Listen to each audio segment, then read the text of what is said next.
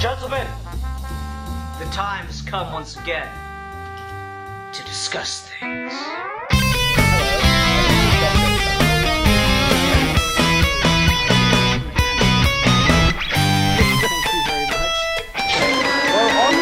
To ask, all you had to do was tell me, and I'd have been like, okay. It's your channel. You're trying to fucking hijack your channel. What do we even know what's happening? Alright, hi everyone, welcome to another episode of Geeky Gentlemen. I am Sid Part 2, joining me today is Deadpoolzilla. Hello, sir. Hello. Hi. Today we're continuing our character discussions. Who are we talking about today? The super genius himself, Wile E. Coyote. Super genius. Oh, God. Wile E. Coyote talking was one of the most bizarre childhood experiences I've ever had. It just, every perception you'd ever had about the character changed in that moment. Yeah. Like, when you hear him talking, and talking to bugs, no less, it really fucks with you. Yeah, I mean, just, it would have been enough to just put Wile E. Coyote chasing bugs, and it would have been weird as fuck. The fact that he talks in those, 2 to 3 episodes is the most bizarre, mind-boggling shit. It is shocking. There are a couple moments. Every generation has its defining moment. I feel like that was one of them. Because my whole thing, when I first saw that, the moment I hear Wile E. talking in a cartoon, my first thought was, why the fuck does he need the signs then? Yep.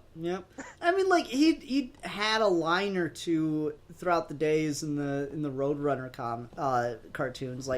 I remember one where, he chased Roadrunner through a bunch of pipes, and the pipes made them both really small, and then he chased him the other way, and the pipes only made Roadrunner big, they didn't make Wile E. big, and so Wile E. went and grabbed Roadrunner's leg, and Roadrunner's like a freaking kaiju in comparison, and Wile E. looks at the camera and he goes, okay, well, I caught him, but now what do you want me to do with him? So that was a pretty good one. But yeah, the cat and mouse game of Wile E. Coyote and the Roadrunner is fucking bonkers. I think it's Chuck Jones, though. It might be someone else. Whoever was... Right, it's Chuck Jones. What, that was in charge of Tom and Jerry? Yeah, he did both.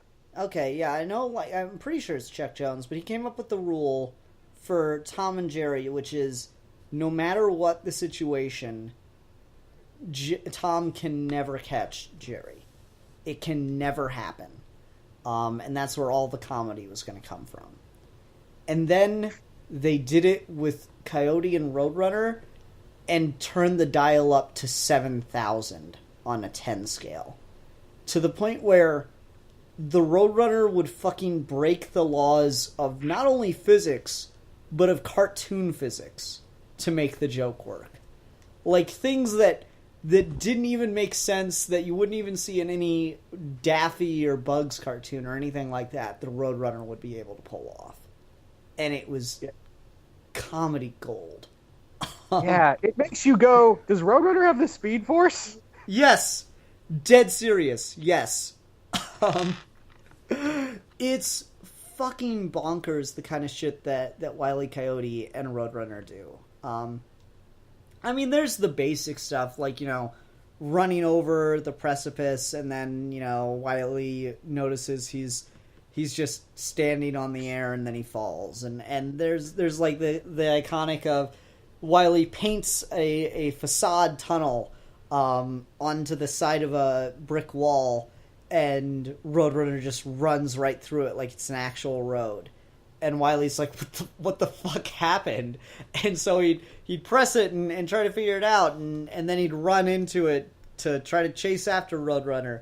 and then he just smack right into rock, and it never made Or any... a tree, or like a train or a jeep would run him over if he tried to do it the other way. Yeah, all the time. It's fucking craziness. It doesn't make any sense. It only exists to be funny, and in a way that I never think I realized. It very much influenced the way I like to write comedy. Because when I write comedy, I like to go really, really absurd, off-the-wall, crazy shit. If you ever watch my movie, Ian and Bobby's Epic Quest to Rent a Movie, things happen just so they can be funny. And for no logical reason otherwise. Things happen solely for the purpose of delivering comedy, no matter the consequences to the characters. And that's Wiley to a T. It so is. And, like, it's interesting because that mentality exists in other things, but it doesn't work the same way when you change the situation and make it too real or too human or change the tone of the comedy. And I'm thinking of Family Guy in particular. Family Guy definitely has moments that make me laugh. I'm never going to try to, like, be a snob and deny that. But overall, I don't think Family Guy is a funny show because I think a number of the jokes just become cruel and the characters become unlikable for it. Like, there's a joke in an episode of Family Guy where Peter asks Meg which way he should cut his wrists, and Meg says, down the alley for results, across the street for conventions, or for attention. And that's just not a funny joke. And the thing is, it's free of consequence, it's free of reality, it's put in there supposedly to just be funny. And it's not.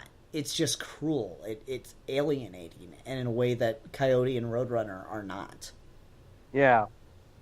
And Wiley himself, when he's not talking and when it's just him and Roadrunner, it feels like someone took a Charlie Chaplin or Buster Keaton segment and just put in, like, someone just animated it.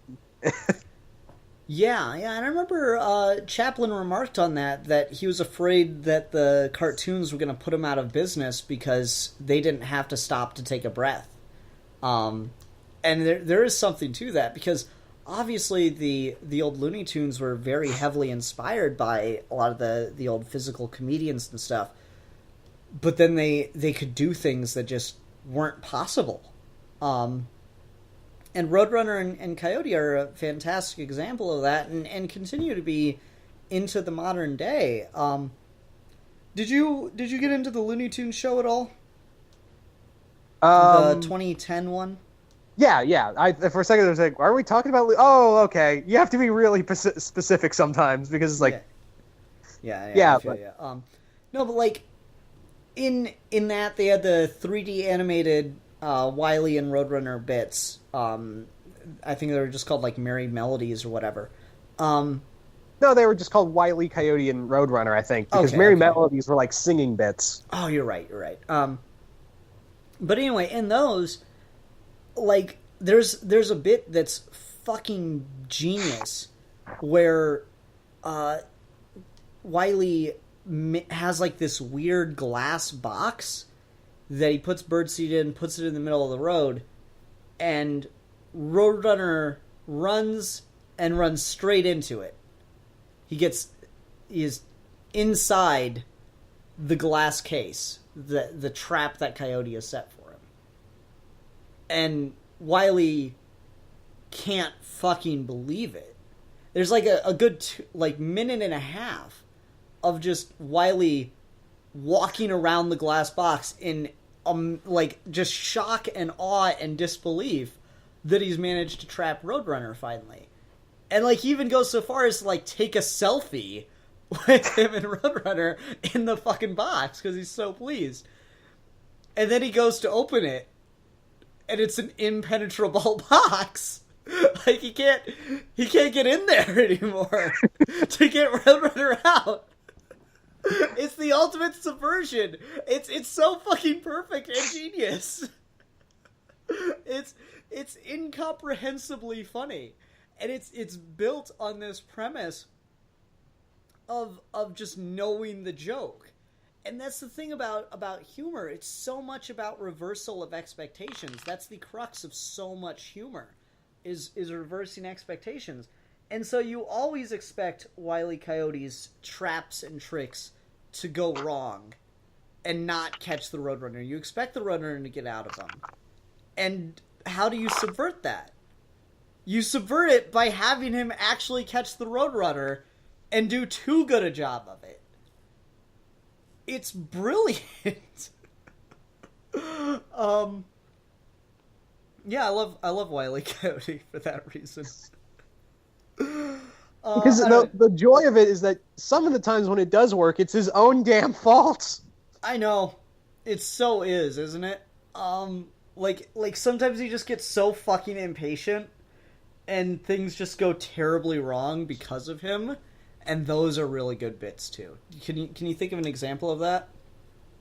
I'm trying to think of every time he faced off with Bugs, which by the way, I want to ask you, how did you feel did you enjoy the bits where it's just him and Bugs facing off? Those are interesting. I can't help but feel like we saw a failed experiment. It's not that it's done poorly, but literally I don't remember anything else about those episodes besides the fact that Wile E. Coyote talked and was fighting Bugs Bunny. That's the only two things that stick with me about those. And I think they're more a novelty than they are a good bit, you know? I would agree, but at the same time, I'm like, well, they always toted Bugs as like the one of the most clever characters in Looney Tunes, and they always said Wile E. Coyote's really intelligent. So I feel like someone in the writer department went, what if we had Bugs meet Wile? And it was so weird because Wile E. Coyote and Roadrunner were so detached from the rest of the Looney Tunes. Mm-hmm. They never really crossed over with anyone else for any significant amount of time. The only other time they ever did something was when they had that bit. I can't even remember the card. All I remember from the cartoon is when Speedy and Roadrunner had a race, and Sylvester and Wile were teaming up to catch them. Mm-hmm. Yep. They really didn't interact with all the others very often. And, I mean, it kind of works because they're just off in the fucking desert, you know? Yeah. It makes sense that they're just detached from everything else. They were pretty much like the they were like the Frank Miller era Daredevil, where everything just went off in its own thing. Yeah. And it was still in universe in a way. Yeah, definitely. But as far as examples where Wile's own impatience got the better of him, I mean, I kind of think of the typical where he has, a boulder propped up by a fucking twig on a rope, and he's waiting for Roadrunner to come by so he can pull the rope and make the boulder crush him. And then he pulls the rope and the boulder doesn't fucking move until Roadrunner leaves, and it just still doesn't fucking move, so Wile comes over and he tries to figure it out, and he starts stomping on it, starts trying to get it to move. It doesn't move an inch, and then he gets annoyed and stands in front of it thinking, and that's when it decides to move. I think of stuff like that. I think there was another bit where the physics just don't work for him. Is what was it? When he was he thought he caught Roadrunner and he sawed off the cliff. He sawed off a bit of the cliff, and the whole shelf of the canyon he's on just tips over and he falls to the ground. And Roadrunner's standing still there. And the other thing is, you know what I always wanted a cartoon of? I wanted Wile to go directly to Acme Corporation and go, this is not working. Him going directly to the Acme Corporation and them trying to sell all the. You can even have Daffy Duck being the one who's been his salesman. Oh my fucking god! Yes, please give me that. I need it in my life so badly. I never knew I wanted anything more than what you just said. That oh Oh god, that's genius, Deadpoolzilla. Oh, I'm in love. Oh my god, I want that so badly right now. Someone please make a fan comic of it, please. You will have all my money. Yeah, no, that'd totally work. Oh, because Daffy's so the one that would keep selling. Like I could imagine Daffy'd be like the top Acme salesman because he sells all his shit to Wile, and like Acme's all like, oh, this product doesn't work at all, it's terrible, and Daffy's like, nah, I got this. I got a guy. And he just, oh my god. Oh man, that's so Could good. you imagine like Wile like having enough of his shit and chasing him all through the Acme factory? Oh my god, that'd be a great crossover though, seriously. Man, that's funny. Oh. I'm just so in awe right now. Okay. We gotta talk about something else. Where was I going? So, like, yeah, Wile's impatience really got very, very funny. Did you ever hear of the series Man vs. Cartoon? I've heard of it, never watched it. I think it was on the Science Channel, which is kind of like an offshoot of Discovery. Okay, I do know it's Science Channel. I never saw the show. Okay. The premise of it was some professors at some engineering professors at, I believe it was University of Santa Fe, maybe, or somewhere in the Southwest there. And they'd watch a Wile E. Coyote and Roadrunner bit where Wile had engineered some shit and it hadn't worked out. And then they'd make it work. It was so fucking cool. So they'd have these like foam, like styrofoam cutouts of the Roadrunner, and then they put the Roadrunner in these situations, and try to like make Wile's plan function. Ah, God, it's so good. It was so much fun to watch and like so endlessly satisfying. And I remember watching the intro, and it was something to the effect of, some of the most genius feats of engineering ever were always trampled in unfair ways. And now these professors at the University of blah, blah, blah, blah, want to give it redemption. This is Man versus Cartoon. They made it sound so fucking epic, but it was people recreating Wile E. Coyote's schemes from fucking Roadrunner cartoons. It was beautiful. God, Wile will probably feel so validated. I know, right? So that was a really fun series. I think it only lasted like a season or two, but it was a really, really fun idea for a series. I was always disappointed it didn't take off more. If they'd put it on Discovery, it would have lasted. But anyway, so yeah, that was a fun show. I'm trying to think of other stuff that's done things with Wile E. Coyote. How do you feel about his appearances in the movies Space Jam and Back in Action? It's interesting because because like Wile is kind of touted as like the brains of both sides, but at the same time, he's still like, that's not saying much. Because it's weird because in Space Jam, all of his little traps he makes for the Monstars works. Mm-hmm. Yeah, that's a good point. Yeah. And then like in Back in Action, he's got like this lackiness to the Acme leader or whatever his name was, and that was pretty funny too. Yeah, what was it? It was Steve Martin. Yeah. He's like, don't blame the equipment is sound. Wile clearly has this look of, fuck you. Which is like the total, that so works. That could be a fun dynamic too if they actually made the president of Acme Corporation an actual Looney Tunes character. He could work as like you could do Wile without Roadrunner. I think you could put him in some other situations and it could work. The Daffy one was a good example. You could do some stuff with him as in Acme and do some bits. Oh, you know, it'd be a great idea. Him and Elmer competing to get Roadrunner. That could work. I'm thinking more just like completely removing Roadrunner from the equation, just to be more experimental. Because like I really like Looney Tunes show, but I think it's experimental in a way that I liked it, but I understand why people didn't latch onto it in a big way. Because I think the Looney Tunes show was experimental in that it put the Looney Tunes characters in a situation in which we're not used to seeing them, and that's all well and good.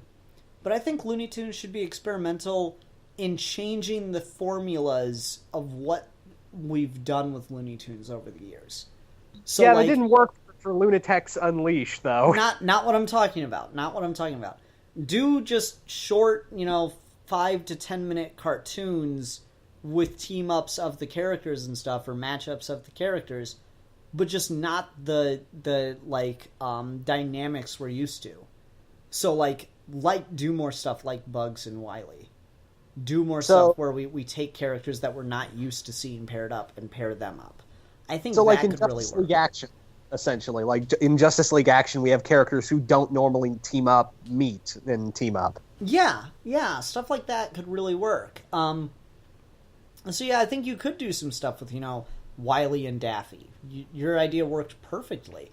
You could do some stuff with like I don't know, Daffy and Tweety.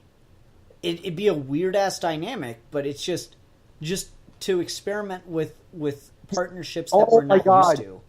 Wile and Foghorn. Yes, absolutely. Stuff like that could be really interesting and exciting, I think. Don't you? Yeah. And I think one of the other problems that Looney Tunes has had is they've been reluctant to introduce new characters.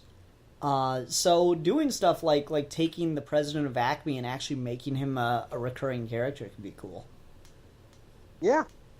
What was I going to say? But I feel like the thing about what makes Wile kind of work, and why I think it would be so easy to have him run into other characters, more so than Roadrunner, is because there's so much just comedic. He's such a comedic foil, much like with Bugs and Daffy, but it's okay to see him get hurt because he's technically one of the quote unquote villains. Yeah, definitely.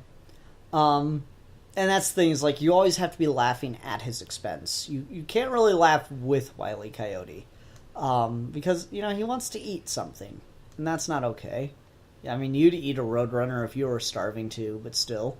It's like you're rooting for Yosemite Sam. You don't want to do that. You're not supposed to do that. Oh my god, Wile and Yosemite Sam. Wile and Marvin. What would that setup be? Like Marvin crash lands in the desert, and yeah, Wile... you do like an Area 51 shit with Marvin and Wile? Oh. Like Wile's like, what the you crashed in my house! Yeah, that could be awesome. I don't know, just shit like that, just for fun.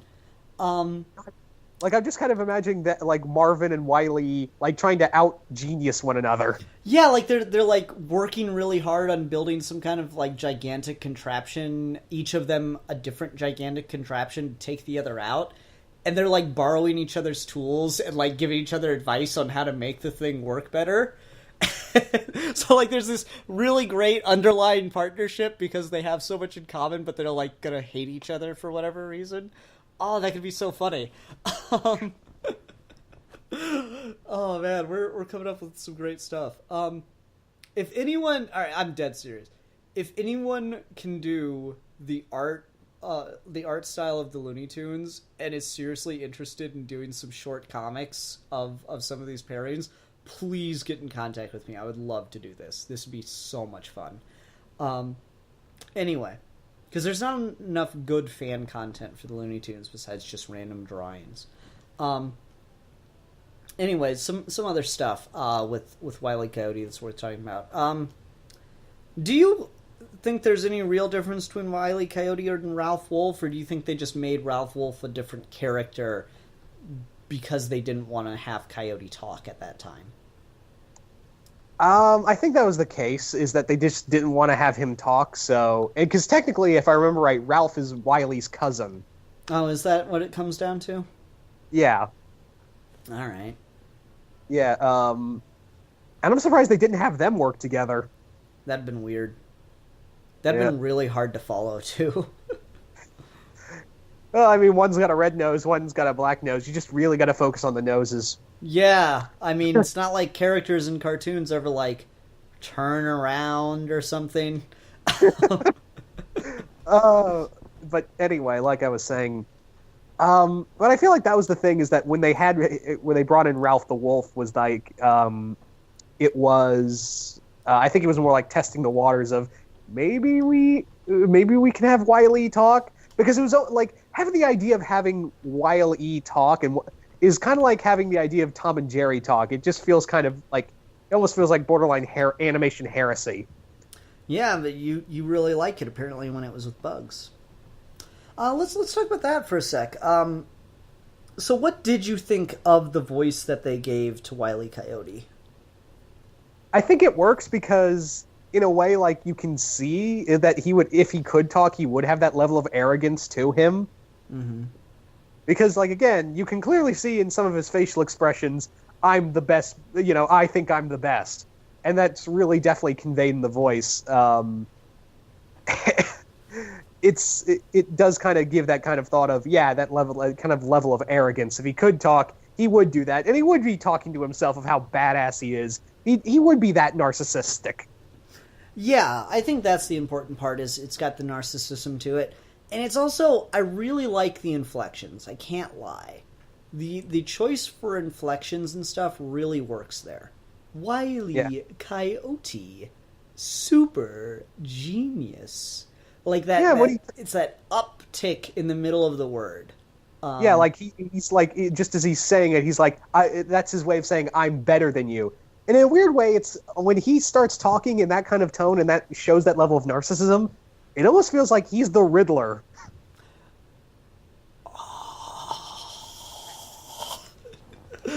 Oh man, that's so good. I bet I gotta Google it now. I've gotta Google it and I've gotta throw it on screen if I can find it.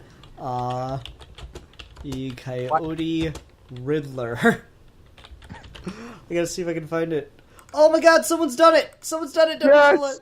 Yes! Oh yeah, I can throw it up on screen for everyone to see. That's beautiful. That is so perfect. Oh, that's beautiful. I know, right? Man, that's a really good one. Okay, wow, that's cool. I was looking for images of Wile E. Coyote earlier, and I didn't see that. That's pretty neat. So yeah, that's gonna be in the thumbnail. No, I've already made the thumbnail.